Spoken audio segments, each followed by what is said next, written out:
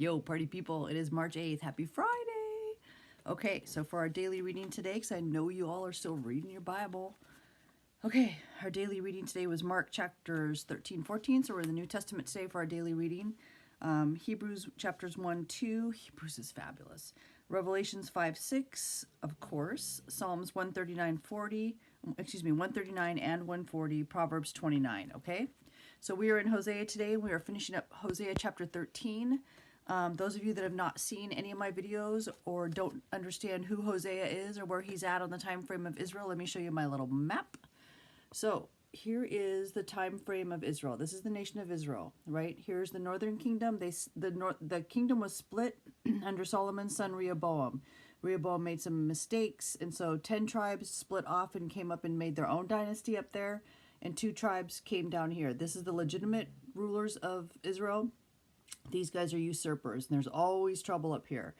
This line right here represents when the northern kingdom falls to the kingdom of Assyria. This line right here represents when the southern kingdom, the kings of Judah, fall to the kingdom of Babylon, right? And here's the story of Daniel. So the red dots here, the red triangles, these are prophets, right? So you see all the different prophets here. So we're in the book of Hosea. So you see that Hosea was sent to the northern kingdom right before their fall to the kingdom of Assyria, right?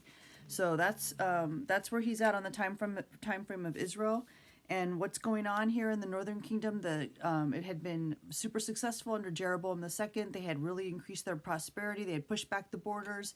They were doing great as far as financially, right? But the entire social structure was falling apart because in the northern kingdom, they had set up 2 false areas of worship. They had brought in all of these Canaanite gods and local deities, and they incorporated it into their worship of God, right?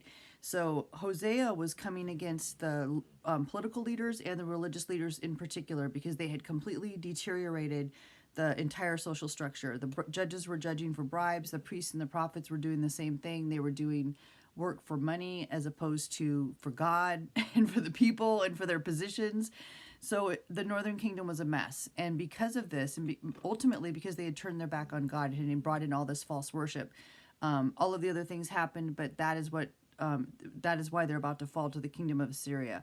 And so God has sent them prophet after prophet, and of course they're not listening, and Hosea is the last one to come before them, and he is just fit to be tied. He's done. He's so upset. And so what you see here in chapter 13, it's the title of the entire chapter in my Bible. It's called Relentless Judgment on Israel. Okay, so that's the chapter that we're in. And there's only 14 chapters. I'm going to read to you because I already did 1 through 8 yesterday. I'm going to finish 9 through 16. I'm going to read them first, then break them down for you real quick, okay? So chapter 13, Hosea, verse 9. Oh, this is God speaking. O Israel, you are destroyed, but your help is from me. I will be your king. Where is any other that he may save you in all your cities? And your judges to whom you said, give me a king and princes. I gave you a king in my anger and took him away in my wrath. The iniquity of Ephraim is bound up. His sin is stored up. The sorrows of a woman in childbirth shall come upon him. He is an unwise son, for he could not stay long where children are born. I will ransom them from the power of the grave. I will redeem them from death. O death, I will be your plagues. O grave, I will be your destruction. Pity is hidden from my eyes. Though he is fruitful among his brethren, an east wind shall come. The wind of the Lord shall come up from the wilderness. Then his spring shall become dry, and his fountain shall be dried up. He shall plunder the treasury of every desirable prize. Samaria is held guilty, for she has rebelled against her God. They shall fall by the sword, their infants shall be dashed in pieces, and their women ripped open. Okay, so it's pretty intense. So verse 9 says, so this is God speaking, O Israel, you are destroyed, but your help is from me. So whenever he says Israel or Ephraim, he's talking about the northern kingdom, right? They call the southern kingdom the kings of Judah. So, O Israel, you are destroyed, but your help is from me. I will be your king. Where is any other, that he may save you in all your cities? And your judges, to whom you said, give me a king and princes. And then it says, I gave you a king in my anger and took him away in my wrath. So that whole section is referencing the fact that they've turned away from their king, right? They've turned away from God. I want to be your king. When he says, I will be your king. That's God saying, I want to be your king. Let me be your king. And it says, where is any other that he may save you? There is no other that can save them, right? It's only God. And then it says, and your judges to whom you said, give me a king and princes. So this is referring back to the time of Samuel. Remember when they wanted a king, and Samuel was just heartbroken. And God said to Samuel, don't be heartbroken. They're not rejecting you. They're rejecting me, right? They're not rejecting you at all. And so God gave them a king. And so then when it says, I gave you a king in my anger and took him away in my wrath. So God allowed them to have kings, but when it says I took him away in my wrath, that represents how in the northern kingdom, they set up that entire kingdom without God. So God was not involved in setting up the northern kingdom. They were in rebellion. So the entire northern kingdom is a mess and is not sanctioned by God. And so so what you see there is a churning of kings, right? So the people are getting killed. There's constant rebellion in the northern kingdom. And so that's representing what he's saying here is he allowed that. They did it on their own, without God's permission. And then they just churned through kings.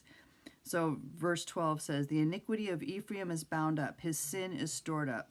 The sorrows of a woman in childbirth shall come upon him. He is an unwise son, for he should not stay long where children are born. So that whole section, verse 12 and 13, is talking about, in the commentary, they said that Israel is not only like the woman in birth pangs who's about to give birth, because they're about to birth their destruction, right? Because they're pregnant with all of their evil and their wickedness that they've done, and they're bringing about an evil birth.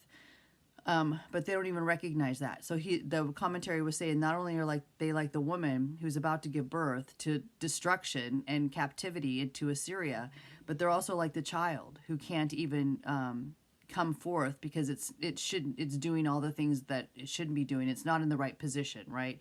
So when children are born, they have to be in a correct position.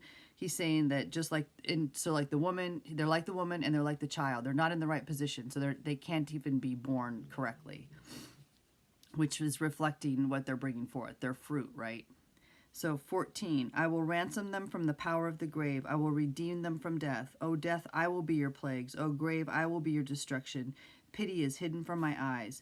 So that, again, this is the end of God speaking. So again, he's saying that he is in control of everything, right? God isn't, they think that they have control. They think that, I don't know what they're thinking. The northern kingdom is such a mess, but God is saying he's in control. He's just declaring once more that he's in control. Now, verse 15 and 16 is the prophet speaking. Prophet Hosea. It says, though he is fruitful among his brethren, an east wind shall come. The wind of the Lord shall come up from the wilderness. Then his spring shall become dry, and his fountain shall be dried up. He shall plunder the treasury of every desirable prize. So this is describing the fruit, right? So when God brings forth this east wind. So they're talking about this wind that everyone that lived in this area recognizes. And when this wind comes, it brings in destruction, it brings in famine, it can bring in dryness, and it can affect all of the plants and everything. So that's what he's talking about, that the wind of the Lord, the result is that they're going to reap what they sow, right? So verse 16 says, Samaria is held guilty, for she has rebelled against her God. They shall fall by the sword, their infants shall be dashed in pieces, and their women with child ripped open. So Samaria is the capital city of the kingdom, the northern kingdom, right? So Samaria is held guilty. She has rebelled against her God. They shall fall by the sword. Their infants shall be dashed to pieces, and their women with child ripped open. So that's pretty straightforward. So that's showing that they're going to be just annihilated during the Assyrian siege and the Assyrian captivity. All right, so that is the end of 13. It's very sad.